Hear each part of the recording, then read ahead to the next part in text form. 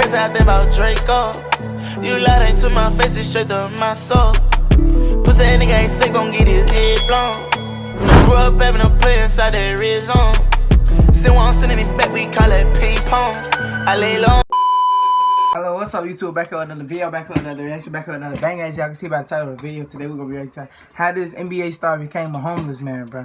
As y'all can see by the thumbnail, it's Delonte Davis. Or however you pronounce it. I mean Delonte West. I said Delonte Davis. Delonte West.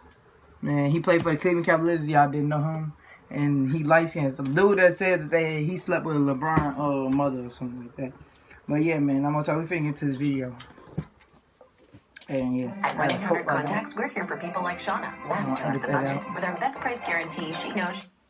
How do you go from hitting game-winning shots next to LeBron James to a fucking bomb, making over $16 million to a homeless man on the side of the street? I'm not the leader. All the game. This is Delonte West's story. Damn, he that old homeless. God damn. Delonte had one of the toughest childhoods in the NBA. He grew up in poverty, parents divorced, and kids would constantly bully him for having red hair, making him feel like an outcast. And for years, he struggled to fit in. The only thing Delonte had was basketball. That's what gave him his ego, his identity. And as a kid, it was the only thing that made him happy. But when Delonte turned 12, he suffered his first devastating injury, and it left him sidelined for months.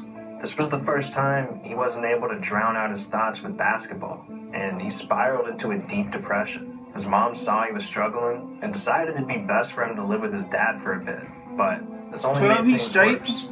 His dad couldn't care less about what he was going through, and his new school was full of kids that were bad influences, opening the door for him to start experimenting with prescription drugs and alcohol.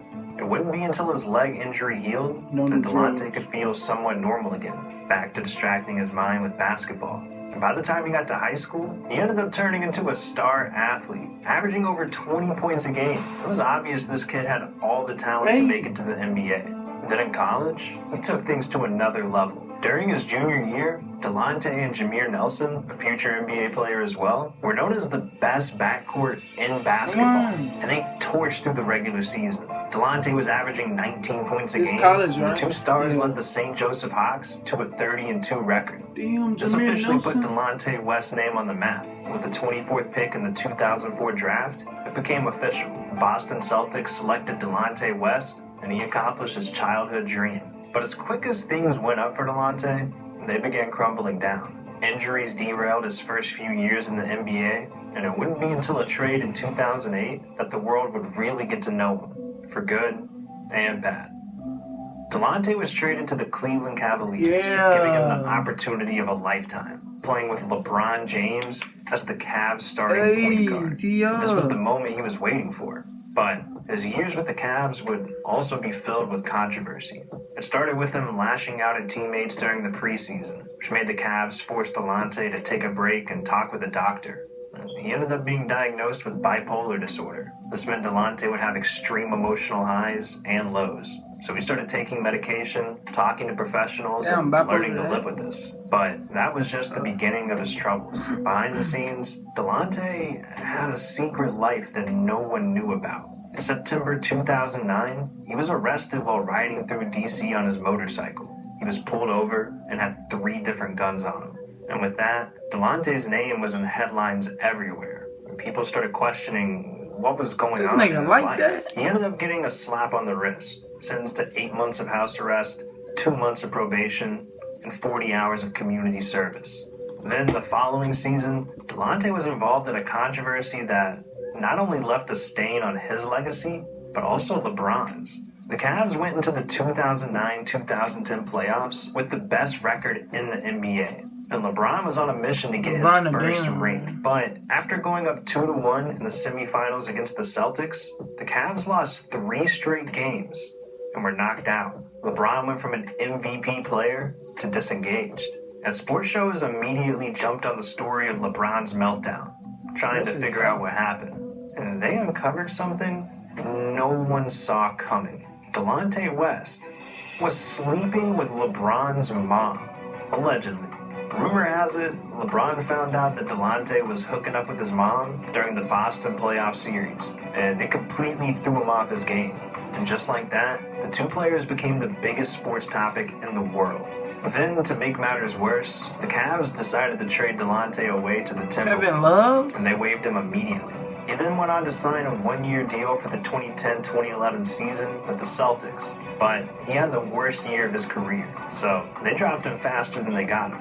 It seemed like everything was I falling thought this apart. nigga was on probation Luckily, and house arrest. one more team was willing to give him a chance. The Dallas Mavericks. They saw some value in the years of experience he had playing alongside LeBron James. So, the Mavs signed Delonte to a one-year deal for the 2011-2012 season. But this season was one of the most controversial in NBA history. And it put Delonte in a position he hadn't been in since his middle school days. The NBA officially went into a lockout during the 2011 offseason due to players and owners not being able to reach an agreement with the players' union. This meant no teams could sign or trade players, players weren't allowed to use team facilities, and no one was being paid. For the first time in Delonte's career, he wasn't getting a consistent paycheck. And it turned out, he hadn't been handling his money well at all. Delonte and his family had a $1 million 8-bedroom mansion in DC, and he could barely afford that when he was getting paid. During the lockout, a water heater broke, and the family had to heat water up on a stovetop just to take a bath.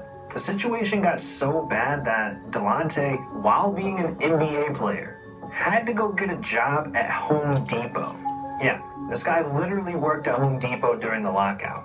He was disgusted with himself, and he wanted to get rid of anything that made him feel like a failure. So Delonte started selling every single piece of memorabilia he had. It got so bad that when Delonte couldn't find a buyer, Don't miss Alright, here with Ashley an Olsen's ad. President's Day weekend. Oh my god, that shit crazy. I ain't know all this, man. he would just throw the memorabilia away, just trying to erase all the pain he was going through. This lockout was one of the most difficult times in Delonte's life, but luckily, it was short-lived. And by January 2012, the NBA was back in session, and Delonte still had an opportunity with the Mavericks. After hitting rock bottom, Delonte was given one last chance to turn things around. The only question now was, can Delonte actually bounce back? Even with everything going on personally, Delonte proved he could still be a solid role player in the NBA, bringing his numbers back up to nearly 10 points a game throughout the 2011-2012 season. But Delonte was still struggling personally. His criminal record kept him from getting a place in Dallas, so he was forced to sleep in his car and even the Dallas locker room. Luckily, he was working for a guy who seems to genuinely care about his people, Mark Cuban. And as soon as Mark heard about Delonte's situation, he went and got him a place approved. Delonte seemed like he had a great setup here in Dallas, but still, he couldn't stay out of his own way. Going into the 2012-2013 season, Delonte signed another one-year contract with the Mavs, and he was playing hard during the preseason games, a little too hard. He started snapping at not just officials, but his teammates. And this all hit a boiling point on October 15th. After a preseason loss, Delonte went ballistic on his teammates in the locker room. And the Mavs had enough, so they suspended Delonte for conduct detrimental to the team as a warning shot. But just 10 days later, Delonte blew up on his teammates again after another preseason loss. So the Mavs hit Delonte with another suspension. And just a few days later, he was waived from the team, officially marking the end of his NBA career. At the time, Delonte was renting an apartment with a balcony that overlooked the Mavericks arena. And Delonte sat up on that balcony for days, watching fans pile into the arena, crying his eyes out, thinking about what could have been. But he had to move on. For a couple of years, he played for teams out in China and Venezuela, but never found stability. In 2015, Delonte made his way back to the U.S., playing for the Texas Legends in the G League. But it wasn't long before he suffered a season-ending injury in April of 2015.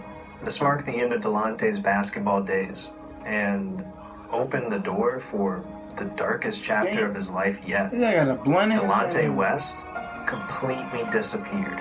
No one was talking about him. No one had any idea what he was up to until these pictures went viral in 2016. A fan ran into Delonte at a gas station and recognized him, so he wanted a picture, but what he got was a weird experience. The fan posted these pictures with the caption, "Bro had a hospital robe on like he escaped from the psych ward or something." I asked what happened, and he said life. Damn. It's clear just looking at these pictures that he wasn't on planet Earth. That's Nowhere homeless, bro. close. That shit I wouldn't tough. call him homeless here though. It looked like he was going through a lot, and it was taking a toll on him for sure, but homeless, not yet. After these pictures went viral, we wouldn't hear the name Delonte West for years. No one knows what he was doing. All we know is that the next time we saw him, he was in a graphic viral video being attacked in the middle of a highway. This started going viral in early 2020, and there is a part 2 of the aftermath showing Delonte West shirtless, handcuffed, and in a rage. I'm the leader of the goddamn Navy SEALs. Ain't no home, ain't no Navy. I'm what President Trump. I'm the real president. I'm not the leader of the gang. What happened? At this point, Who's this? it was more than clear. Delonte West needs help immediately. And as these videos went viral, Delonte's former college teammate Jameer Nelson posted this message online, begging for Delonte to get help and spreading awareness on how serious mental health really is. But nothing really came of this, and it wasn't long until he once again disappeared for months. The next time we saw Delonte was September 2020, and it was clear that he was at rock bottom.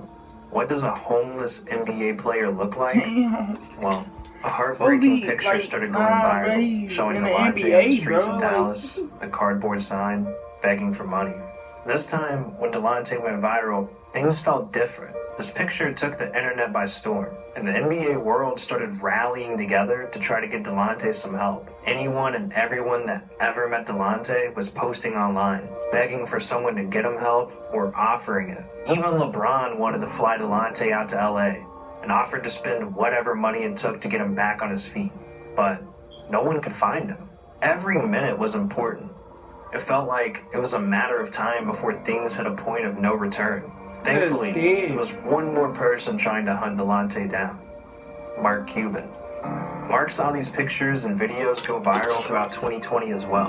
And as soon as he saw Delonte was in Dallas, he started making every call he could to try and find him. A few days went by, and Mark was able to get a hold of Delonte. They agreed to meet at a gas station in Dallas where Mark picked him up. Not long after, Mark confirmed with reporters that he did pick him up, saying, "I can just confirm that I found him and helped him. The rest is up to Delonte and his family to tell." And we didn't hear anything about Delonte for another month or so. Then, out of nowhere, Mark shared a couple of pictures and an update, saying, "Ladies and gentlemen, I present to you Delonte West. Oh, A long way to go, but he's taken the first steps and shared these with all of us as a thank you for the love and support. For the first time in That's years, good. That nigga got Delonte looks shoes. alive and happy.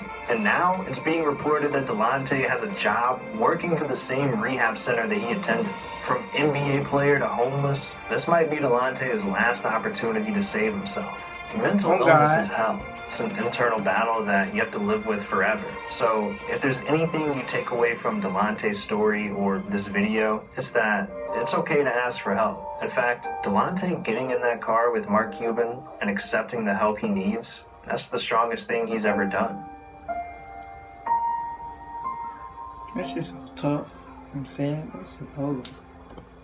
Imagine being an NBA star to just being a homeless nigga on the street, my nigga. To being somebody else, like to being a regular person and working. I think you could have had millions, all type of stuff. But look, like, comment, and subscribe, and share this video. And yeah, we back with I'm being consistent again. Back with the bangers, and yeah, we out.